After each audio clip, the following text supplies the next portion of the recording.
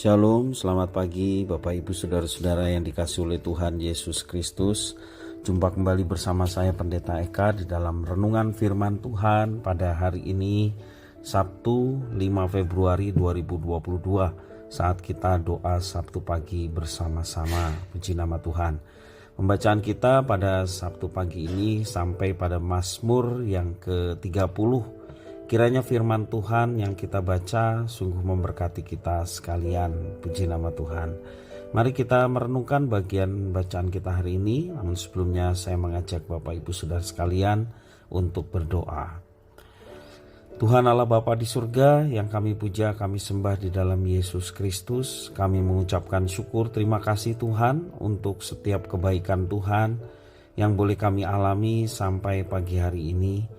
Kasih setia dan penyertaan yang boleh nyata dalam hidup kami, sehingga kami bersyukur atas semuanya itu. Juga kesempatan kami mengawali hari ini, kami mau merenungkan firman Tuhan yang menjadi landasan bagi kehidupan kami. Mari Engkau menolong kami untuk kami dapat memahaminya. Kau juga menolong untuk kami dapat terapkan dalam hidup kami setiap hari. Terima kasih Bapa, terpujilah namamu. Demi nama Tuhan Yesus Kristus, kami sudah berdoa dan bersyukur. Haleluya. Amin. Mazmur yang ke-30. Mazmur nyanyian untuk pentabisan bait suci dari Daud. Aku akan memuji Engkau ya Tuhan, sebab Engkau telah menarik aku ke atas dan tidak memberi musuh-musuhku bersukacita atas aku. Tuhan Allahku, kepadamu aku berteriak minta tolong, dan Engkau telah menyembuhkan aku. Tuhan, Engkau mengangkat aku dari dunia orang mati. Engkau menghidupkan aku di antara mereka yang turun ke liang kubur. Nyanyikanlah mazmur bagi Tuhan, hai orang-orang yang dikasihinya, dan persembahkanlah syukur kepada namanya yang kudus. Sebab sesaat saja ia murka, tetapi seumur hidup ia murah hati. Sepanjang malam ada tangisan, menjelang pagi terdengar sorak-sorai. Dalam kesenanganku aku berkata, aku takkan goyah untuk selama-lamanya. Tuhan, oleh karena Engkau berkenan, Engkau telah menempatkan aku di atas gunung yang kokoh. Ketika Engkau menyembunyikan wajah-Mu, aku terkejut. Kepadamu ya Tuhan aku berseru, dan kepada Tuhan aku memohon. Apakah untungnya kalau darahku tertumpah, kalau aku turun ke dalam lubang kubur? Dapatkah debu bersyukur kepadamu dan memberitakan kesetiaan-Mu? Dengarlah, Tuhan, dan kasihanilah aku. Tuhan, jadilah penolongku. Aku yang meratap telah Kau ubah menjadi orang yang menari-nari.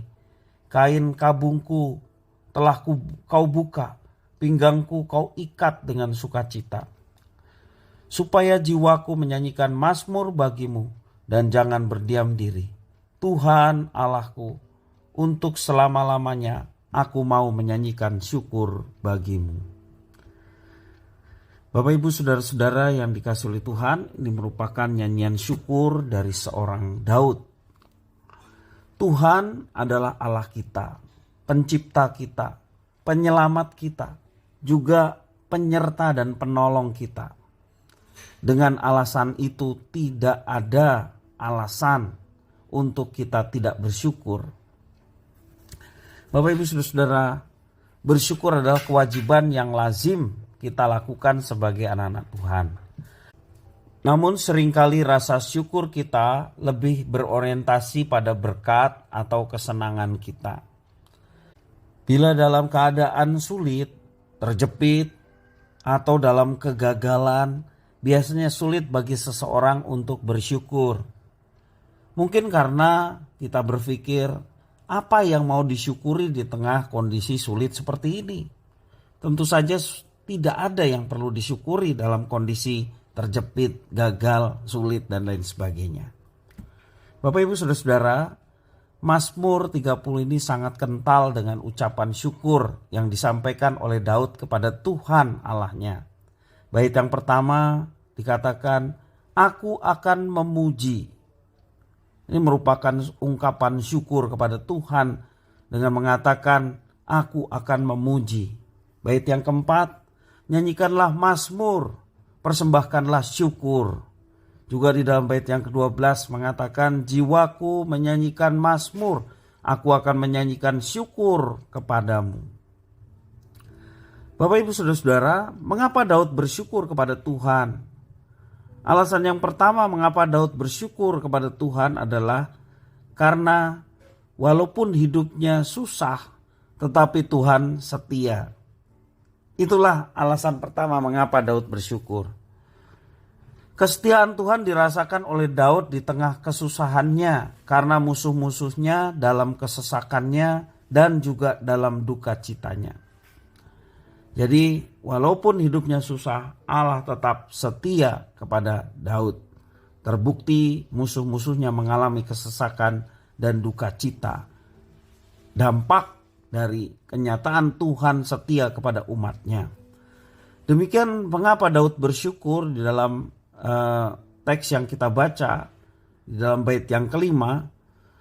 Ini merupakan alasan mengapa Daud bersyukur meski sesaat Tuhan murka, tetapi seumur hidup Tuhan itu murah hati terhadap Daud. Daud tahu rasanya dimurkai Tuhan karena dosa-dosa yang diperbuat olehnya. Tetapi bagi Daud murka itu tidaklah sebanding dengan kemurahan hati yang telah Tuhan nyatakan di dalam hidupnya. Artinya ada murka karena dosa, tetapi ada kemurahan Tuhan yang begitu luar biasa yang tidak dapat dibandingkan antara murka dan murah hati. Ia telah menyaksikan bahwa murka Tuhan itu hanya sesaat dibandingkan kemurahan Tuhan yang dialami seumur hidupnya. Dan yang ketiga, mengapa Daud mengucap syukur kepada Tuhan? Karena meskipun dia pernah jatuh dalam kesombongan, tetapi Tuhan senantiasa menolong hidupnya, memulihkan hidupnya. Dalam kesenangannya, Daud jatuh dalam dosa kesombongan. Ia berpikir bahwa dengan kekuatannya ia tidak akan goyah. Namun Tuhan menegur kesombongannya dan menyadarkan Daud bahwa kekuatannya adalah karena pertolongan Tuhan semata, bukan karena kehebatan, bukan karena keperkasaannya, tetapi karena pertolongan Tuhan semata. Karena Tuhanlah yang mengubah ratapnya menjadi tarian, perkabungannya menjadi sukacita. Tuhanlah yang menganugerahkan itu kepada Daud, sehingga Daud mengucap syukur kepada Tuhan atas semua itu.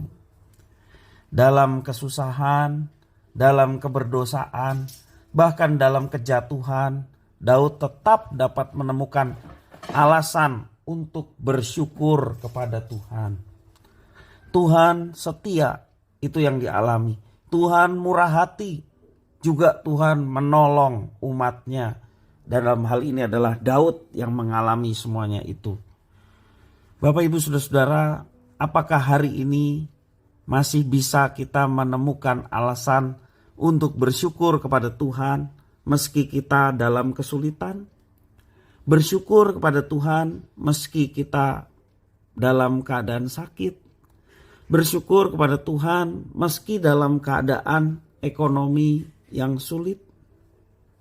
Masih adakah kita menemukan alasan seperti Daud di masa sekarang ini? Bapak Ibu Saudara-saudara, firman Tuhan berlaku sepanjang masa termasuk hari ini. Karena Tuhan yang berkuasa juga Tuhan yang berkuasa pada masa saat ini. Karena itu Bapak Ibu Saudara-saudara, kita tidak menjadi salah ketika kita mengambil keputusan untuk mempercayai Dia, Tuhan. Yang lebih jelas di dalam kehidupan kita adalah Tuhan Yesus Kristus yang menjadi penguasa kita, yang menjadi penolong kita, penyelamat kita. Dialah yang mampu menolong kita bahkan dalam situasi sulit sekalipun.